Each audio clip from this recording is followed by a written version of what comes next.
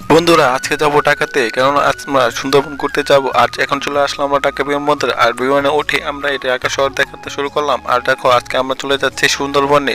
নিতে কি বন্ধুদের এই রূপনা সদেতের করা চা পারে না। देखो खुल घंटा काबरे मैंने एक काছে কাবহাই বল আহা মশাল টিকে ভিজে শোনো, সে কোথা থেকে আসে? সুন্দরবনের এই অভিজ্ঞতা চিরকাল মনে থাকবে। প্রকৃতি আমাদের জীবনকে অন্যভাবে শিখিয়েছে। একদিন সমুদ্রের বুকে একটা তিমির উপর দাঁড়িয়ে থাকে। এখানকার জীবন সত্যিই অসাধারণ। প্রকৃতির সঙ্গে মানুষের জীবন জড়িয়ে আছে, এটাই বুঝলাম। আসসালামু আলাইকুম, আপনাদেরকে আমার নতুন ব্লগে স্বাগতম।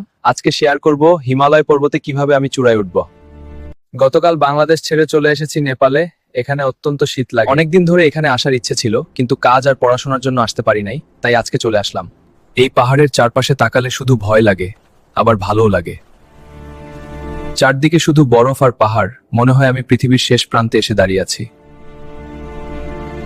এখানে প্রতিটা নিঃশ্বাসে ঠান্ডা লাগে, কিন্তু মনটা অদ্ভুত শান্ত হয়ে যায়। পথটা সহজ না, তবুও এই পাহাড় আমাকে বারবার সামনে যেতে ডাকছে। ভয়, কষ্ট আর আনন্দ সবকিছু একসাথে অনুভব করছি এই যাত্রায়। এই যাত্রা শুধু পাহাড়ে ওঠার না, এটা নিজের ভেতরের ভয় জয় করার গল্প। আকাশ থেকে তাকিয়েই বোঝা যায় এটা কোনো নিজ হাতে এই জায়গাটা সাজিয়েছে। এই যে সামনে যা দেখছেন, এটা শুধু একটা বিল্ডিং না, এটা মানুষের স্বপ্ন আর সাহসের প্রতীক।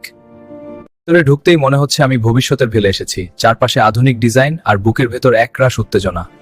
এই লিফটটা এত দ্রুত উপরে উঠছে, কানে হালকা চাপ লাগছে। কয়েক সেকেন্ডেই আমি পৌঁছে যাচ্ছি আকাশের খুব কাছাকাছি। ছিল আমার বুর্জ খলিফা ঘুরে আসার গল্প। ভিডিওটা ভালো লাগলে লাইক দাও, কমেন্ট করো আর নতুন ব্লগ পেতে সাবস্ক্রাইব করতে ভুলবে না।